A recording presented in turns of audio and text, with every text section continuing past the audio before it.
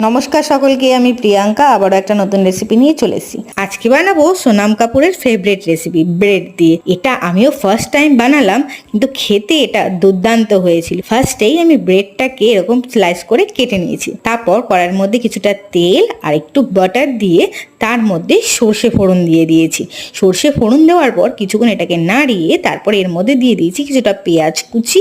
এটাকেও ভালো করে আমি নাড়িয়ে চাড়িয়ে ভেজে নিলাম। তারপর দিয়ে দিলাম কিছুটা টমেটো কুচিটা দিয়েও ভালো করে এটাকে ভেজে নিলাম। তারপরে এটা টমেটো কুচিটা দেওয়ার কিছুক্ষণ পর আবার দিয়ে দিলাম কিছুটা লঙ্কা কুচিটা দিয়েও ভালো করে ভেজে নিয়ে একটু নুন আর তার মধ্যে দিয়ে দিলাম অরিগ্যানো, চিলি ফ্লেক্স আর একটু ধনে জিরে গুঁড়োগুলোকে দিয়ে ভালো করে ভাজা ভাজা করে তারপর দিয়ে দিলাম ওই ছোট ছোট করে কেটে রাখা যে ব্রেডগুলো ওগুলো।